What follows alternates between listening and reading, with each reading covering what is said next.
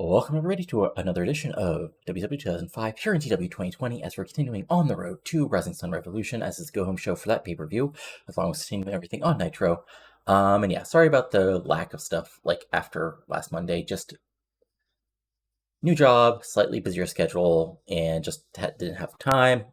Anyway, life stuff, not that you guys care, but we should be back on schedule, including something special on Wednesday. Hope everybody will enjoy, at least in theory.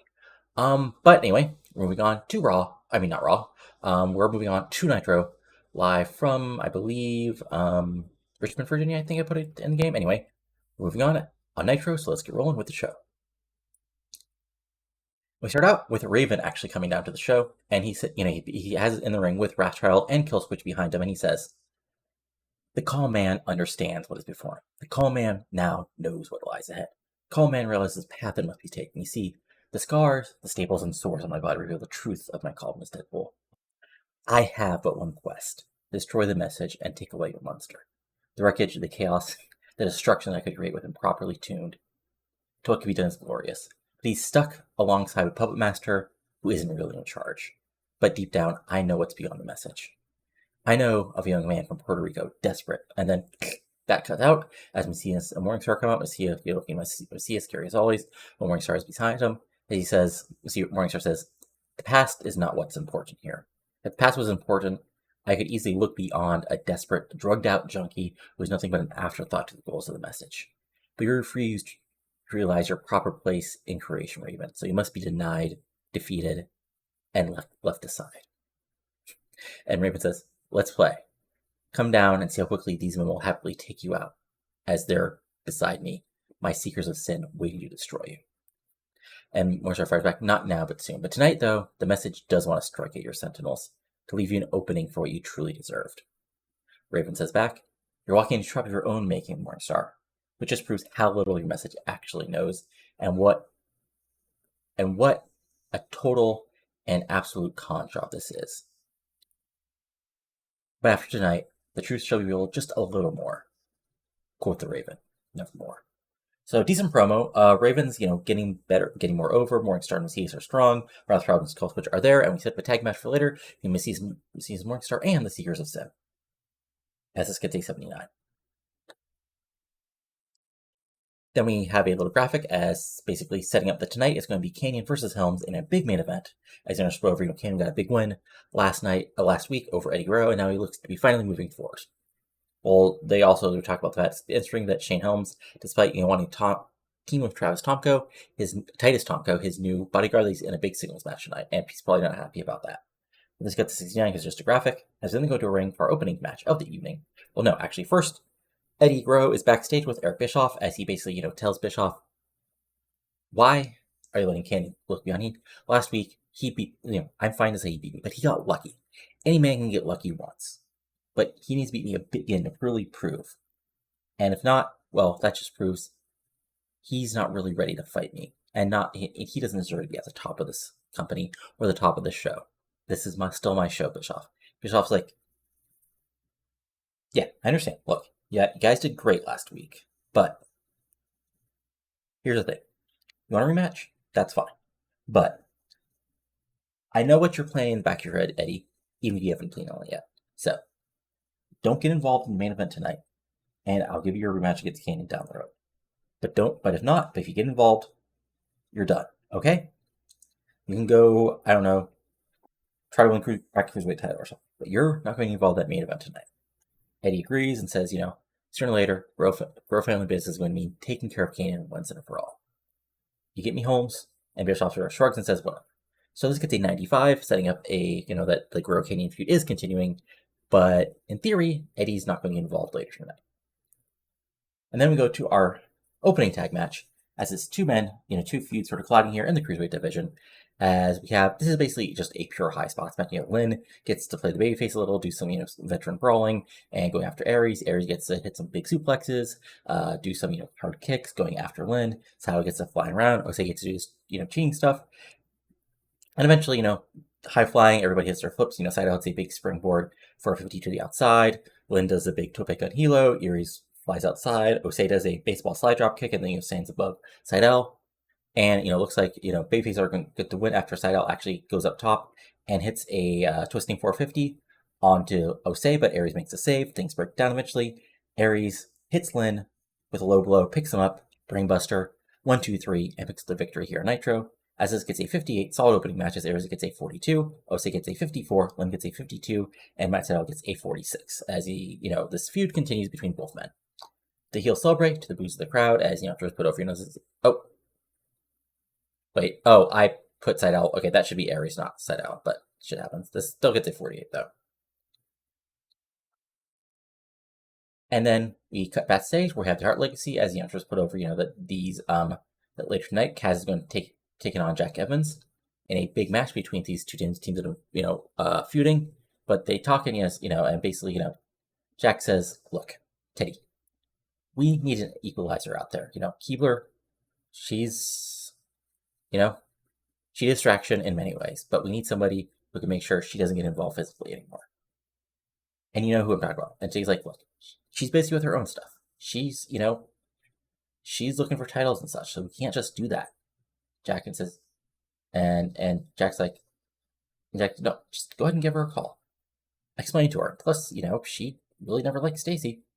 And Teddy's like, fine, I'll give her a call. So she's family, so she has to help out. And Jack's like, look, we keep on getting our ass kicked. We won't be family for too much longer. And he's sort of chuckle and, do a little baby face, fist pump and all that fun stuff. As looks like Teddy and Jack are looking for an equalizer for Stacy Keebler as they can even feed with the Nikayo. As it gets a 65, as they're getting a little bit better. Mostly just more over, so their bad charisma still gets over. And then we cut back to the ring where the Roman Legion are waiting inside the ring as out comes Sean O'Hare. And O'Hare basically takes Mike and says, I thought about people who could bring as partners.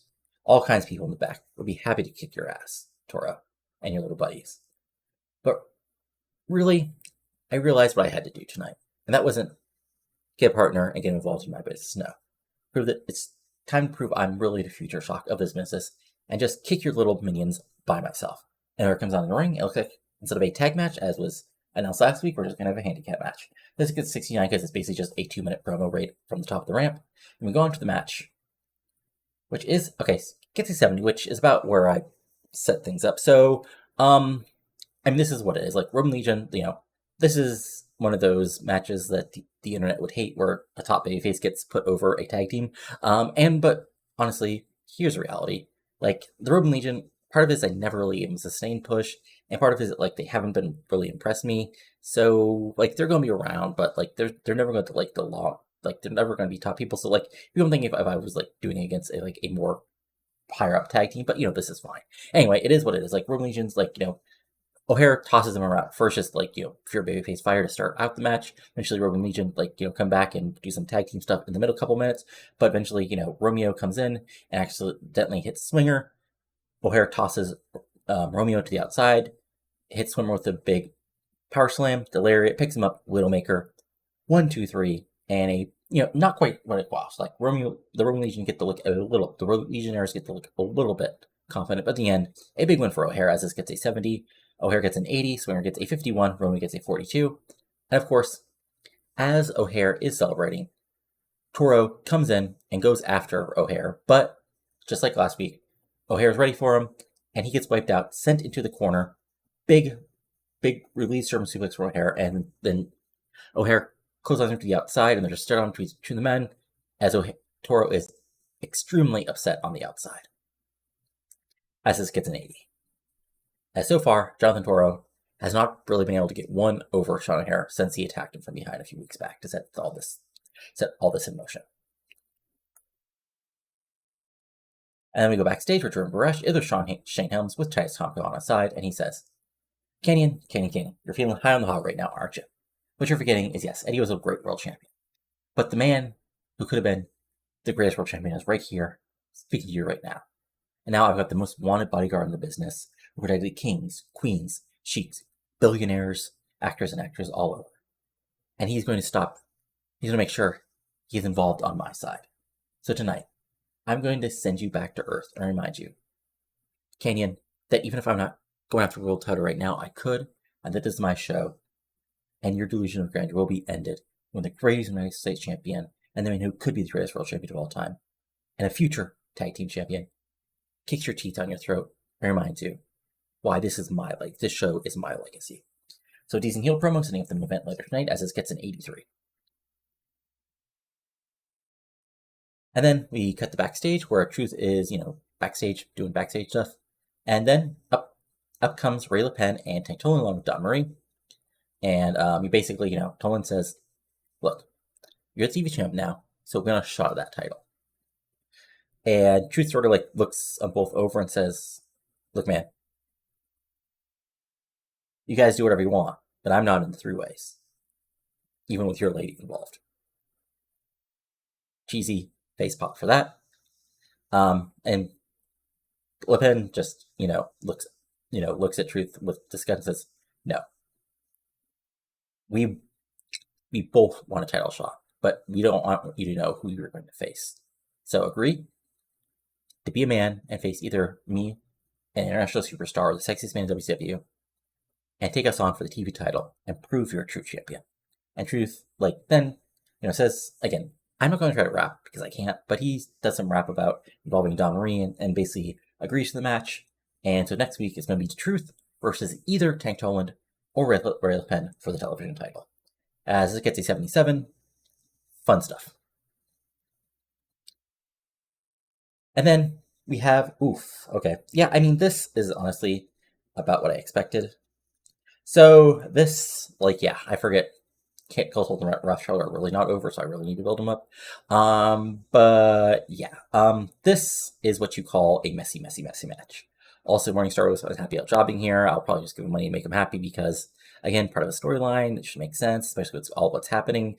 So basically, this match is wild. It goes all, Raven's at ringside, but at the beginning, Killswitch and Rothschild just get to look like dominant, strong newcomers, tossing around Morningstar, came with big suplexes, big boot, double lariat, tossing around. Cease eventually gets in, and he still gets to look like, the former world title challenger and one of the, biggest badasses in the company so far. He gets hit some big, big boots, throws both men around, things eventually break down, and, eventually the ending is, things are breaking down.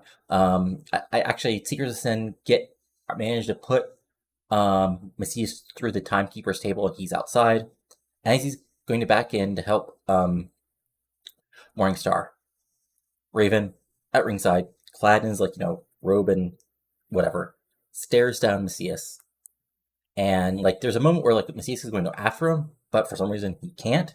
And then Raven blows mist into Macias' face. That knocks Macias down. Morningstar's distracted. Seekers of Sin get the pin, hit a double team finisher, and get the huge pinfall victory over Macias and Morningstar. So again, lots of BS, basically interference from Raven, but in the end, Morningstar gets the pinfall victory. And I thought I was going to knock. I forgot to put Morningstar as a loser. Oh well, not the end of the world. Anyway, this only gets a 68 because Killswitch only gets a 47. Rothschild gets a 39. Macias gets an 82. Morningstar gets an 80. As you imagine, I put all the protection and in the world on Macias and Morningstar. But this just continues to further the feud. Unfortunately, it loses some heat because these guys aren't over yet. But what can you do? That's how you build up people, after all. But a big, strong win here from Seekers of Sin.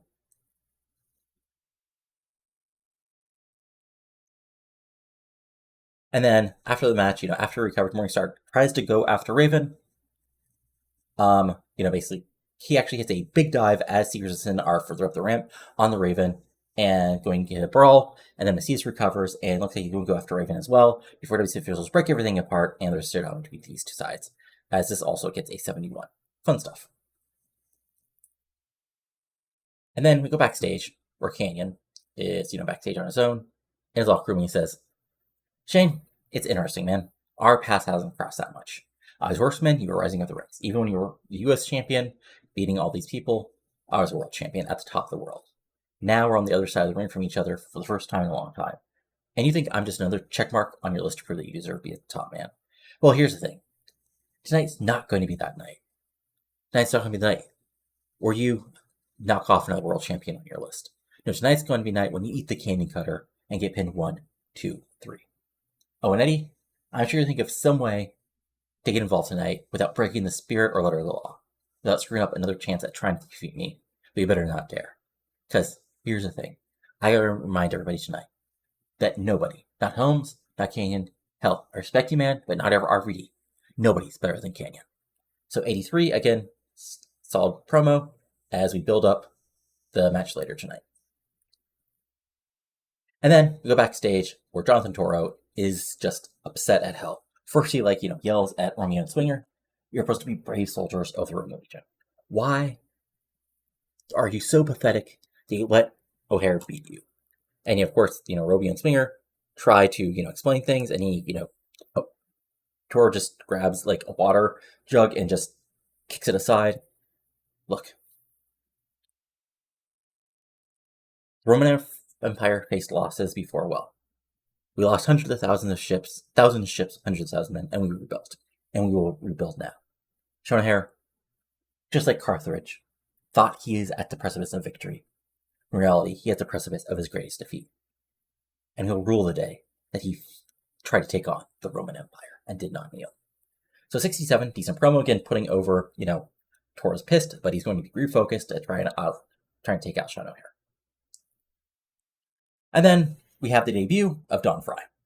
And Don Frye comes out and he destroys Chris Shetty, who's put over as a student of, who's a judo student and, trained under a, without using the name Taz, basically putting over Taz's credentials.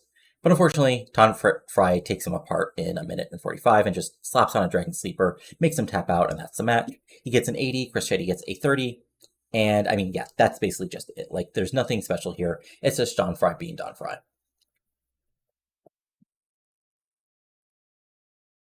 And then Frye keeps to hold on for a minute and then just kicks the crap out of Shetty as Savage X says, "Goldberg, wherever you are, this is your future. Accept it.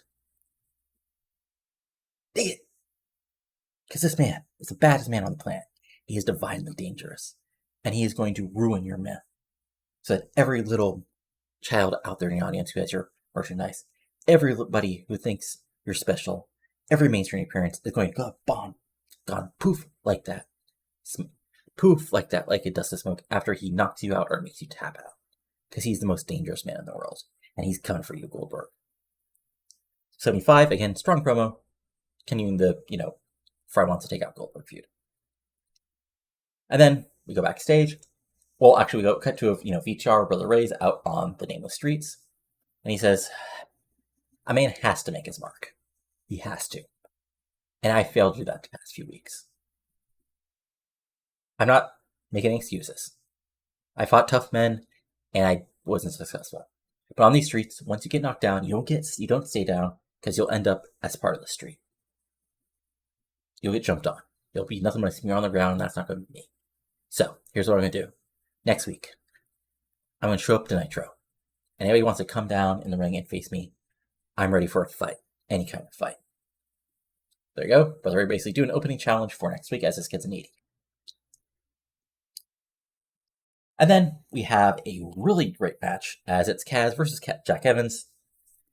So, Jack Evans flies around because he's Jack Evans, but he also plays this, the strong, selling babyface underdog to get the screams of the, teenage girls and younger female fans as Kaz just kicks the crap out of him, but also does some high flying stuff. Kaz gets a near fall after a big sort of savate kick and just series of kicks, but Jack Evans kicks out. Jack Evans flies around. He goes up top for a 630 splash, but Kaz gets his knees up. Kaz then tries to lock in submission, but Evans barely gets to the ropes. And then as Evans is getting up, Stacy Keibler comes alongside, holds his legs. When Evans turns around, Kaz comes up from behind, knockout kick to the back of the head, locks in the Kaz mission, and Evans is asleep for the count as ref drops his arms 3 times and calls for the bell as Kaz gets the win over Jack Evans here on Nitro. As this gets an 84, Kaz gets an 83, Jack Evans gets an 86. Really good match. And post-match, Ninkayo with Stacy celebrates the boos of the crowd as this gets a 74. Then we have the Revolution rebound, focusing on Rey Mysterio Jr. setting up the match with Billy Kidman at Rising Sun Revolution. And then it's time for our main event. Ooh, there we go. And okay, yeah, that's something I worry about. Oh well. Anyway, these two guys are great workers, and they are absolutely just going, just going after each other. Kanyon's doing Kanyon things. Helms is flying around. Helms is still reminding people that he was world champion just a little under 4 months ago, and he goes after Kanyon. Lots of forearms, strikes, takedowns, big belly to back suplex, setting it for the super kick, but getting out of the way. Kanyon went for the cannon cutter, but Helms getting out of it. Tomko not getting involved early on in the match, but Kanyon getting stunned to the outside. Helms hitting a tope con hilo on the Kanyon, then getting beat down, distracting the ref. So Tyson combo can get his blows, including sending Kanyon into the guardrail. Kanyon eventually fighting back. Helms hitting the super kick, but Kanyon kicking out at just before 3. Helms going for the Nightmare on Helm Street, but Kanyon getting out of the way, going on offense. But eventually, Shane Helms actually almost hits the Nightmare on Elm Street, but Kanyon gets down at the last second. That allows Helms to basically pop up and hit a pop-up cannon cutter for near fall, and then hit a flatliner to get the clean pinfall right in the middle of the ring. 1, 2, 3 for a huge victory here on Nitro. As Kanyon celebrates to end the show, basically staring down the entrance, waiting for Eddy Guerrero, as the announcers put over Kanyon's on one of the hotter streaks of his career, as this gets an 89, and overall the show itself gets us an 83. Yeah, I guess I didn't have that killer. I didn't have that second killer backstage segment, unfortunately, but still, really solid show.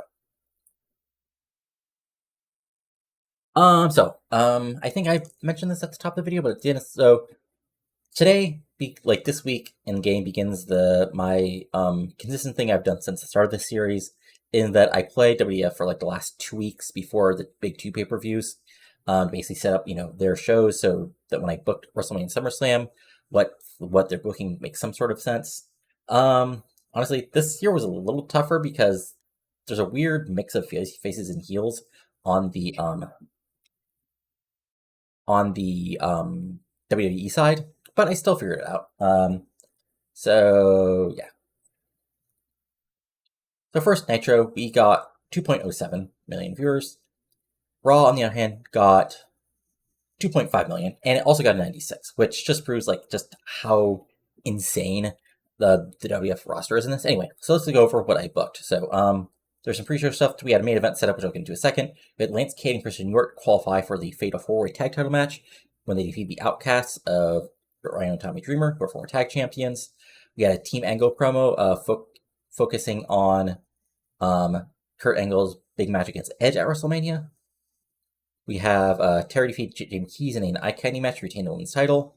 Benoit and Michaels are wary of each other before their world title 3-way match at WrestleMania. As remember, Shawn Michaels won the Royal Rumble in game. Benoit has been the world champion, who hasn't really been used that great by the AI. And then Chris Jericho was in charge of the match because he beat Shawn Michaels and basically talked Michaels into allowing him in the match.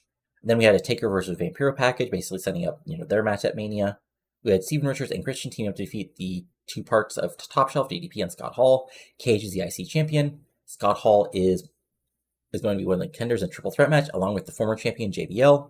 JBL got involved, accidentally hitting Scott Hall, allowing Cage to get the win here. So then post-match, we had JBL on Top Shelf arguing. And then after that, we had a Brock Lesnar training video focusing on his big next generation match at WrestleMania against Randy Orton. Then we had Val Venus getting ready for a scene with Elizabeth Love when CM Punk interrupted, basically, calling him a degenerate, a disgusting fool, and, it's sad that the WWE allows such filth instead of something straight edge, instead of focusing on him, who's better than everybody in the audience. So there you go. That's another Mania feud. Then we had, okay. This is perhaps the most goofy thing I've done. So, WWE does crossover mainstream stuff all the time, especially from WrestleMania. And so I looked over what was big at the time, because again, I'm old, but I can't quite remember what was big around 2005 or 2005. And I realized this was the year right before this had been Survivor All Stars. So what's being set up for Mania for the women's match? Because again, in game, since I stole all the really over women's wrestlers outside Molly Holly, even though they grabbed a couple of mine, what I'm setting up is a Survivor match where on one side will be Team Rob and Amber, and their tide will be Team General Maraska. General Maraska you probably know for her horrible match versus Charmella at TNA pay-per-view. Robin Amber, again, for people who don't know or don't care about Survivor, like they were two competitors who were part of All Stars who then got in a relationship, and they were like part of the reality zeitgeist in the 2000s. So we have Survivor training on the quote-unquote island. So first we have the heel team of Amber O'Neil, Jackie Gata, Jillian Hall, and Kristen Easter. So that's Veronica Vane, Jillian Hall, and Amber James talking about Jackie Gata. And then there's the babyface team, which I'll go over in a minute. Then we had a Triple H defeating Rikishi in '84. Then we have a Triple H and Big Show confrontation, and they're basically having a Mania match because they're two of my more of the more people in the WBF, WE. I forgot. Yeah, it's still WBF because they never got the F out. Basically, like it's just Big Show. Remember, Big Show in this reality is actually one of the most over people in the WF. Like he had a long world title reign, long feud with Lesnar. So this is sort of a Big Show that's been pushed a little bit better by the game by Vince in real life. And this is basically set up him versus Triple H for the pay-per-view. Then because Mania is in Los Angeles this year, they had a bunch of I don't know if you remember or people know, they had lots of basically play up scenes from famous movies. So, and I looked over and some of those I can't just do because people are either in WCW or not in this version of reality. So I did When Harry Met Sally with Taz playing the oh god, I forgot his name. Billy Crystal part. Veronica Vane playing the Meg Ryan part, including the fake orgasm, and Scott Steiner, saying basically he wants what she's having. So this gets a 56 because it's just a commercial, and then we have our main event, which gets a 98 because it's Chris Jericho and William Regal teaming up, defeat Benoit Michaels. Jericho getting the pin, and then Michaels afterwards go to superkick Jericho, but nails Benoit to further that up. So there you go. Yeah. But that's it. So I'll be back with Revolution in just a moment. And welcome everybody to Revolution, live from the beautiful Portland, Oregon, Rose Garden, as we head to the final show before Rising Sun Revolution. So let's get rolling with the show. As the announcers put over our big event tonight of AJ and Rey Mysterio Jr. team up take on Chuck Palumbo and Billy Kidman in a big main event, which gets a 68 for the graphic, before the music of Ken Anderson hits and he comes out to the ring and he, says, last week Sharpe attacked me, but that's just sort of, what you'd expect from a guy like him who's so self-absorbed, who went and got the I'm different than everybody else special, like in some tattoos or in some Muay Thai. Say he's some sort of guru, but at the end of the day, he's just another weirdo who thinks he can bring people into his cult, and he's scared of somebody actually calling him out. And then out comes Keenan Sharpe to respond, and no, here's the reality, Ken. You want to make these audience sheep to your call and response, well, I want to put them on the right path. And last night, I proved that if I lock in one of my many holds, I can make you tap and scream and cry out. So, and Ken fired back, no. Yes, if you tap me from behind and you knock me out, you may get me in a hold. But he said something interesting. So let's actually make our match at Rising Sun Revolution a little more fun for everybody involved. For both of us, for the fans, and even for Teddy in the back. So, you want to think I'll quit? No, I think I can kick your ass so badly you'll quit. So, in a few days, in Japan, let's make this match between you and me an I Quit match. Sharpe, basically responds, fine, I'll be perfectly happy to make you scream, cry out, and admit you're lesser than me. And then maybe once you've done that, you can follow me on the path. They agree, and then it's also put over by both of them that, later tonight, they're teaming up with Wright and Jamie Noble in a big tag team match, and it'll just be preview of the Defiance of Blow to each other. This gets a 71. Again, I wanted to just put over these guys to sort of figure out, what they're all both doing. But good solid stuff as we move on, move on to the next part of the show. And next up, we actually have that opening match, which, basically had, right, so set up by, Wright and Noble coming down to the ring saying, why don't we just have our match now? And, this is a back and forth fun little match, which actually is a little bit better than I expected. As, Sharpe gets to do his, brawling and a couple big suplexes. Right battles with both Noble and Sharpe, who's had his who's had his showdowns with. Wright tries to lock in Noble into an STF, but Noble fights out of it. Noble gets a big couple suplexes on Alex Wright. Sharpe tries to lock in a hold and gets sort of a preview tap out on Anderson, but Anderson avoids everything. Wright fires back, things break down to a 4-way brawl. Wright gets a big sort of savate kick followed by the single arm DDT on Noble, but he's too close. But Sharpe makes a save at the last moment. But Anderson then sends Sharpe to the outside and they start fighting. Meanwhile, Noble is able to roll right into the guillotine choke, and with nowhere to go, Wright has to tap out to sort of preserve himself for the US title match in a couple days at Rising Sun Revolution. As this gets a 78, Ken Anderson gets a 56, Alex Wright gets a 76, Keenan Sharpe gets a 77, and Jimmy Noble gets an 85 because he's actually really good. But then post-match, Sharpe and Anderson continue to brawl to the back as WCW feels try to break them apart, but they keep on going after each other as we go to our next segment, which is basically a Shinya Hashimoto preview video. Basically showing highlights of him. Well, let's say Mike tonight because it's he's who would be the guy doing the voiceover on something like this. Even though he's from right, yeah. As Snake puts over his history, puts over his big matches with people who the WCW fan base would know, like the Great Muta. Puts over his his martial arts skill, his long career in Japan, and his big matches. We'll mention Tokyo Dome. That he's put parts of main events multiple times, all that fun stuff. Before, of course, we finish up with putting over the match against Sting. As this gets a 48 because of course Hashimoto is not that over in the US, but still want to do some sort of preview just because it would make sense. And then we go backstage where Emmy Weber, talked with AJ Styles and Rey Mysterio Jr.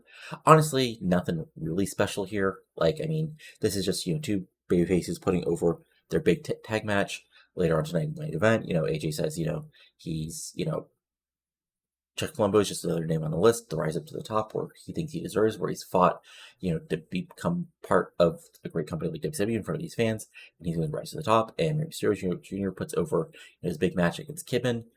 It says they fought each other a lot, first as friends and allies, but now as bitter enemies. And Rising Sun Revolution is going to be the end of one chapter. 87, probably because these guys are actually really good, and just putting things over. And then we have basically a complete squash. Lila Vivez gets a little bit of offense in, but this is just a sort of put Gail Kim over as a tough #1 contender before the Rising Sun Revolution. As Gail Kim, just kills her in a little over 4 minutes with a defeat. This gets a 69. Gail gets a 76. Lila Vivez gets a 41 because she's still getting over. But, nothing terrible here, but just a solid way for Gail Kim to be put over as a strong #1 contender. And she takes the mic afterwards and says, I'm going to have to remind Tricia Skye in a few days why I'm still the head bitch in charge of this division. See, Tricia, I built this division with something that I was proud that women like you and Joni Lawler wanted to come to WCW to wrestle in.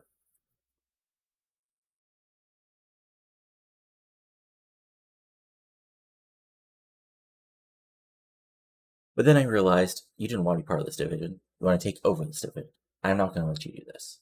You see, Tricia, you may have that title right now. But in a couple days, I'm going to take it from you and get back to my spot at the top of this division. And there's nothing you can do about it. I'm just going to help you. Nobody's going to save you. You're just going to eat defeat. Then out comes Tricia Skye. And she basically saying, Gail, I thought we could be friends and competitors. But if you're so worried about your spot that you want to attack me, that's fine. But the sky's the limit at the pay-per-view. And I'm going to remind everybody why I'm the best women's wrestler in the world today. Then we have a stare down and really setting up, their match as this gets a 96 and really good stuff. Then Anderson and Sharpe are continuing to fight. WCW will try to break them apart and hold them back for a 30 seconds or a minute, but then they go after each other again and they continue to fight. As over here, these two men really want to go after each other, as this also gets a 65. Then we basically cut from that to Amy Weber motioning to the camera to follow her as she cheeks up and slowly opens the door to one of the heels' locker rooms, and basically we see Kidman saying, talking to Palumbo with Raven Reign on his arm saying, why don't you want to do this? It makes sense. Look, I'm the call shot champ for a reason. And we can make a big mark tonight if you just let us do this. And Palumbo's like, no, we have a plan. We can go in there and kick their ass without any kind of plans. Because like you said, you're the call shot winner, and I'm going to run this show. I'm the rising star of Revolution, and Kidman, you can run by my side, or you can try something crazy and mess us up once again. And Kidman's like, hey, I've been winning. Palumbo, you're the one who lost that tag match. You're the one who lost to O'Hara at the pay-per-view. So why don't you listen to somebody who's actually been winning their matches along with my two men are getting a tag title shot in a few days. And Palumbo face fires back, look, me and my lady are the ones who are worried about each other out there. We've got a cavalcade of malcontents. So let's not screw things up. And Raven makes defends her man saying, like, he's going to be the top star on the show for a reason. So why don't you just get in line behind him and follow like you should? And April Hunter says, look, you just showed up, but me and Billy have been rising up together for a long time in WCW. So don't make me push you out of the way. And it's going to be a cat fight, but the two men sort of stop that fight and basically agree they can be allies for a night, kick some ass, and then move on. So again, heels can't get along. This gets an 83. And then we cut to basically the announcers put over that Monty Brown and Rob Van Dam are already in Japan, talking to the press and getting ready for their big world title match in Japan. But they have a press conference earlier this week that we have highlights from. So then we first have RVD being asked about Monty's power and background, and him saying he's not denying Monty Brown's athletic ability, and he's going to be a really tough SOB to fight. But he's RVD. He's a world champ for a reason. He's fought all over the world, and he's fought lots of other different wrestlers, brawlers, high flyers, power wrestlers, former athletes, technical stars, and he's been able to hit the 5-star frog splash on all of them. And Monty's then asked, says, yeah, RVD can fly around. He's athletic as hell. He can be flexible, like frankly I can't, but he's never faced someone with the raw power that I have. He's never been faced somebody who has been dominant as I've been. And he's going to remind of that in a couple days at Rising Sun Revolution. And then RVD's basically, asked, he's been world champion. He's been surprised by the burdens, the extra press conferences, media, and such that he has that gets in the way of being the champion. RVD says he welcomes it because he wants to be the top guy in this business for a reason. To prove everybody wrong. He thinks he's, he may be high flyer, maybe fun to watch, but he'll never be anything real truly at the top. And he's going to prove that tonight. And then, Monty, is asked about his football career, and personally says, well, what he learned is how to become a dominant athlete and rise to the top. He has a Super Bowl ring.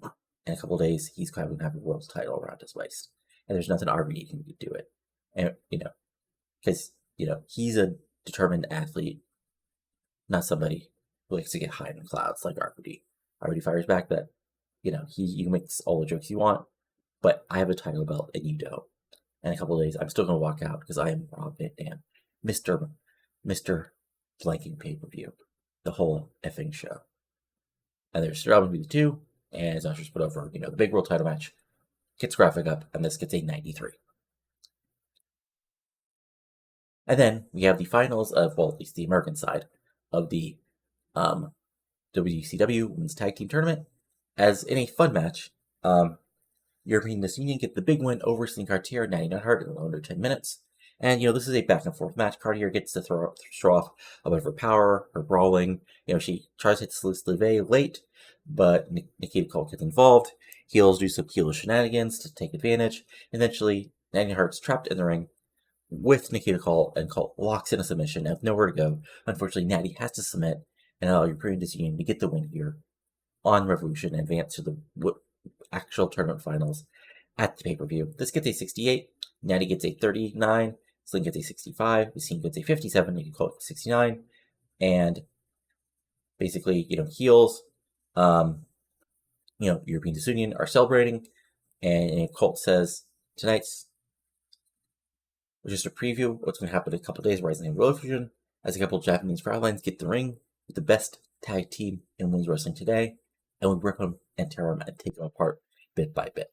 And then we go to the video wall, where we see highlights of Manaya and Toyota and Kyoko Inoue's power, Toyota's insane moves, as basically the Emperor's put over. They're going to be incredibly tough competitors for European Disunion at Rising Sun Revolution. This link's at 35 because both Toyota and Inoue are not that over in the US at all, but gotta actually confirm things.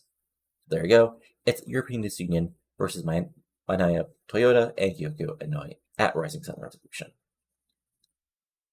And then we have a little bit of the storyline we've been doing, where Booker, Stevie, and Charmel are in their old neighborhood. They're basically, at a bar, getting along and, creating stories, talking, Booker and Stevie getting in trouble in the neighborhood. Booker playing, talking about Stevie getting chased away by, somebody's dad from a bedroom. Stevie Ray pointing out, Booker T, got his criminal career started early when he stole some candy bars when he was a kid. They're laughing when some basically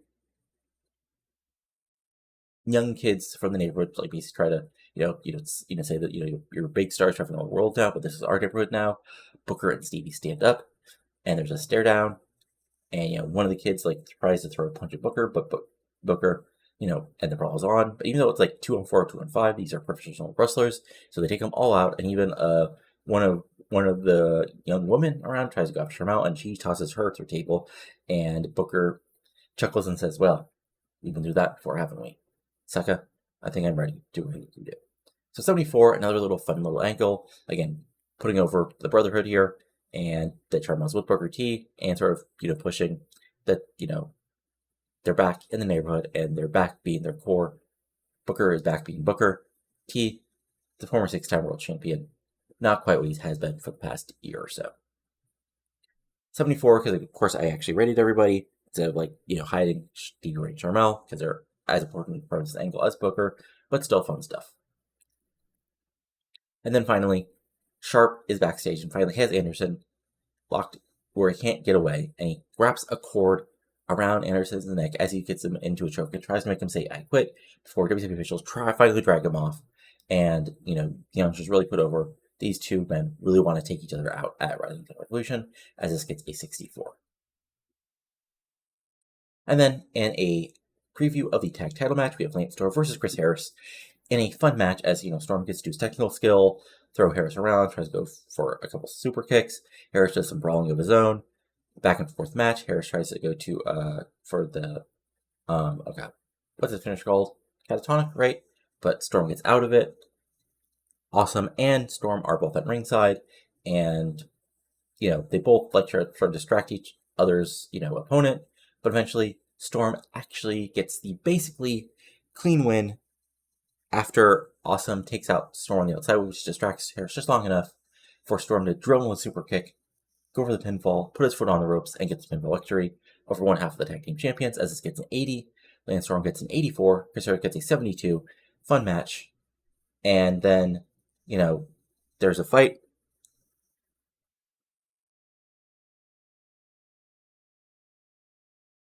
So, of course, post-match, there's a brawl. Storm and, Harris, goes after Storm, then hits a big plancha to save his partner. Storm and Harris go up to the top of the room and says, we realized that we might have some trouble with you guys at the pay-per-view, thanks to your manager at ringside and you doing what you do. But we realized we needed an equalizer. We didn't even need an equalizer, we need somebody who could tilt things our way. Because we're still the best tag team in the business for a reason, because we always got a plan. Sorry about your damn luck, because here's the man who's going to back us up at Rising Sun Revolution in Japan and make sure no funny business happens. Some interesting music, and out comes Masato Tanaka, standing beside Harrison Storm. So, Tanaka's not here full time, but, there's Harris with Mike Awesome. It's in Japan. Now just come over, Awesome, and Tanaka's, prior history in the, Barbed Wire City. And put over, Tanaka's going to make sure that there's only, whoever wins the titles are the true tag team champions after Rising Sun Revolution. And yeah, like I said, he's not here full time. He's just basically here to, this is just an appearance. This is basically put over their connection from ECW and, make things a little bit more fun. Still 70, decent stuff. And then we have the Raw Rebound, focusing, of course, Helms and Kanyon and Eddy Guerrero. 72 for the quick segment. And then we have Jody Lawler coming out to the ring and saying her suspension has been lifted. And after a couple weeks away, she realizes why she was brought back, because Teddy Long realized she's still the next evolution of women's wrestling. And she's going to have somebody, and he's going to have somebody for her to take apart at Rising Sun Revolution to prove where women's wrestling is truly respected, that she is the future and the present of the women's division. Teddy Long says, well, it's interesting. You're kind of right. As Playa, the word evolution is interesting because, of course, for evolution to happen, you gotta start with something. And sometimes you start with something not so great. Sometimes you start with something mediocre. But sometimes, Player, you start with something great. And Tony Lawler, we're not about moving forward, but before you move forward, you gotta deal with the past. And at Rising Sun Revolution, you're going to deal with somebody who's with him said, when God made the devil, he was doing it just for fun. But when he wanted to do for real, he made Aja Kong. A decent pop as we get, again, video of Aja Kong just destroying people, doing Aja Kong things. As you just over, Aja is, of course, one of the legends of women's wrestling. And now, at Rising Sun Revolution, it's going to be Jody Lawler versus Aja Kong. So this gets a 90, because honestly, I didn't rate Aja Kong, and she's not that over. Teddy Long comes out, but yeah. Jody Lawler's back after a couple weeks off, just to keep her out of the women's title segment picture. And now it's going to be interesting to see, the match versus Kong at the pay-per-view. And again, in reality, even though, in game, a lot of my roster is actually more overly people I'm bringing from Japan, I want to, make it somewhat realistic, that since at this time, we're not a totally closed off company, like WWE was, and, so they won't worry about bringing it, because, you would just think they have their own fans in WWE, in W Japan. We're trying to bring, because obviously we have the connection with Japan from New Japan shows and everything. We want to bring people in, that to put them over to our American and worldwide audience, but also, to bring in theory, some of the Japanese fan base. And then we have our main event, which gets an 87, and Palumbo and Kidman have excellent chemistry team together, which is interesting just for main events in the future. But this is a really, this is your typical pre-pay-per-view tag team match where, Styles and Palumbo go after each other. Palumbo gets to play the heel, throwing people around. Both AJ and Rey. Eventually, AJ gets off tag Rey Mysterio Jr., who does, high flying around stuff. But then, Kidman goes after him, and Kidman gets to play the cocky prick heel that he's been for months here, or years, I guess, now at this point. He goes for the Kid Crusher early, but Rey gets out of it. Styles comes in himself, gets to flying around. It's a springboard forearm. Goes for the Style Clash on Kidman, but Kidman gets out of it and actually almost hits a Kid Crusher, but Styles pushes him off. Palumbo comes in. But, eventually, back and forth, almost some finishers hit. Even Palumbo's the full throttle late on Rey, but AJ makes the save. And we see a big dive from AJ and Rey. Palumbo fights outside, but eventually Rey nails Kidman sort of out of nowhere with Springboard Hurricane and gets a huge pinfall victory over his former friend and, at this point, longtime enemy in a little over 17 minutes. Then the show, as this gets an 87. Rey gets an 88, AJ gets a 90, Kidman gets a 91, and Palumbo gets a 92. And overall, the show itself gets an 89. So it's good, solid, good, strong show to end things before the pay-per-view. And we look at a random announcer who, I think that's a region of Lance Russell, maybe? Or no, Ron Tronkard? I don't know who that is.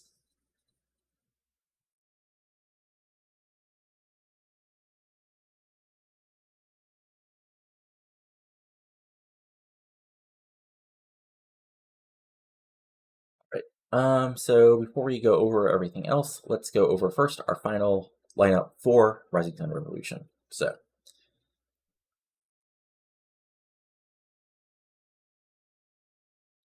So first we go over the big matches I already put in there. We have, for the world title, of course, RVD versus Monty Brown in the main event for the WCW World Heavyweight title.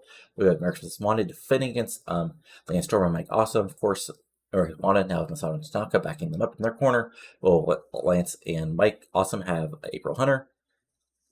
We have Roman Legionaires Jr. versus Billy Kidman in another battle of two of the best cruiserweights of all time. We have Chuck Palumbo versus AJ Styles in a battle of sort of the present versus the future, possibly. I mean, now it's really the present for both men. We have a women's title match as Tricia Skye defends against Gail Kim. We've got Alex Wright versus JP Noble for the US title. We have, of course, a Legends match, Sting versus Shane Hashimoto.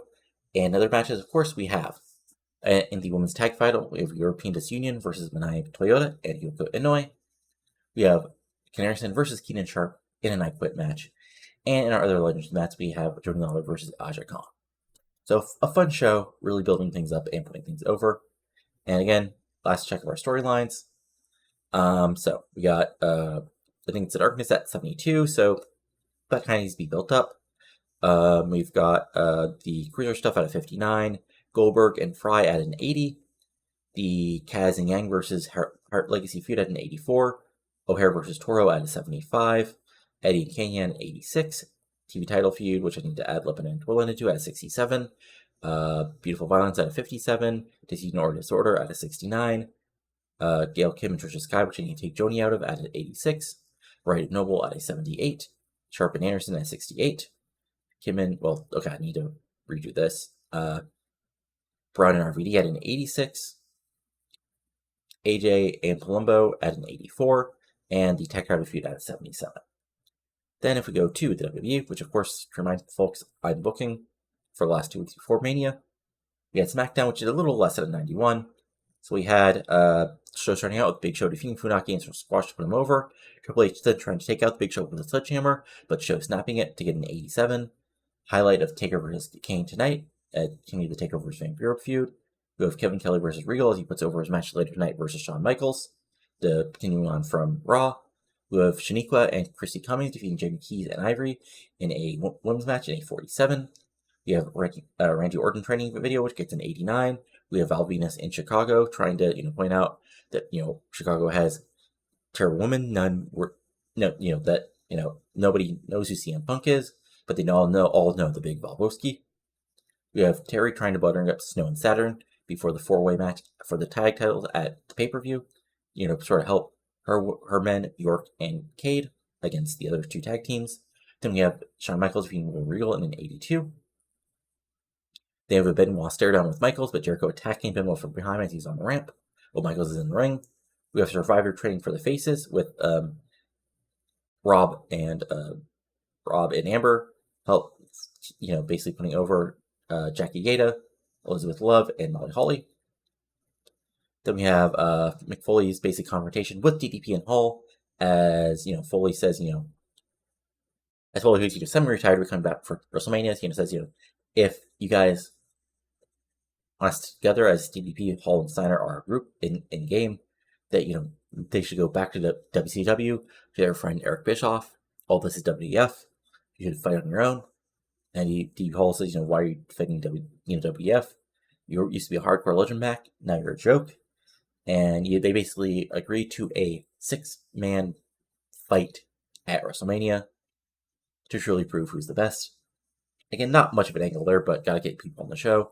Then we have in a preview, we have the tag team champions and their leader of the new improved team angle, Kurt Angle, defeating Edge and Renaissance Reborn. That's Devon Dubois, the former Devon Dudley, and Shelton Benjamin in a 76. We have Christian basically at a rodeo, basically making, saying, he can wrestle up some steers, and, JBL's, I already took the IC title from you, I'm going to keep it at WrestleMania. Then we have a continuation of WrestleMania Hollywood, Triple H as Braveheart, which gets a 78. We have the basically debut setup video of the team of Streets to the Suburbs, which is Homicide, now known as Carnage Carnival, and Brian Kendrick, who has a name I actually have to change, but it's a teen heartthrob. So basically, Angle's, Kendrick is a guy from the suburbs, Homicide from the streets, now they're teaming up in the WWF.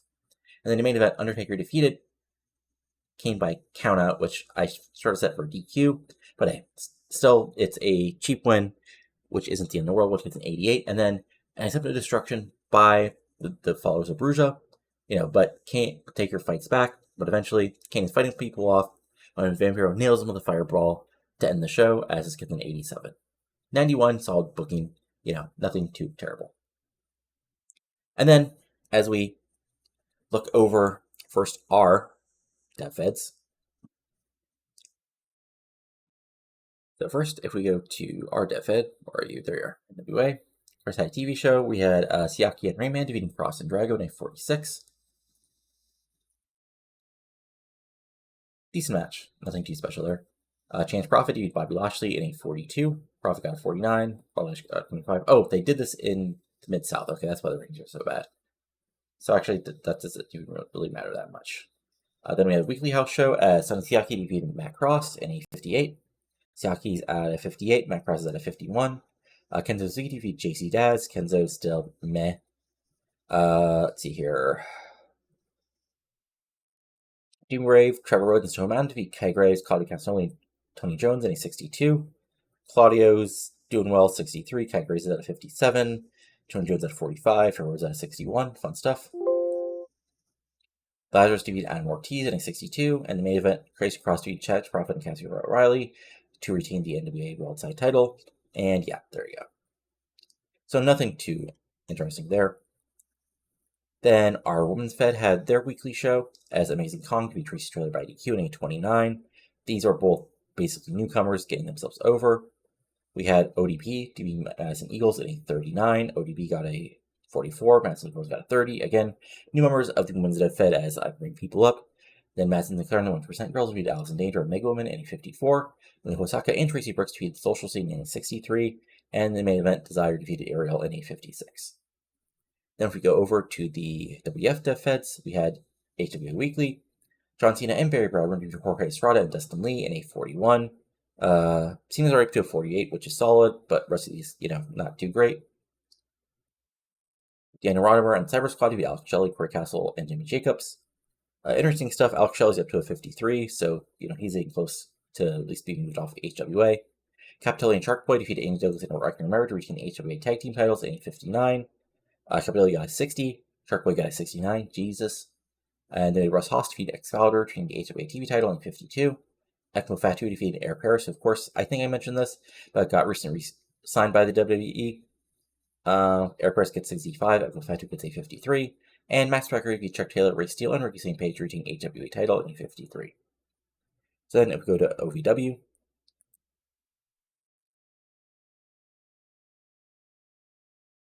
For the Friday show, let's see here. Anything of note? Miss Naturals defeated Elvin Chambers, and their women's are slowly getting there. Riptide defeated Bloody Phoenix. Still nothing too special with them. Trent Baker and Mitch Page defeated Kimo and Charlie Hollis in a 62. Chantel Taylor defeated Lizzie Borden. So, yeah.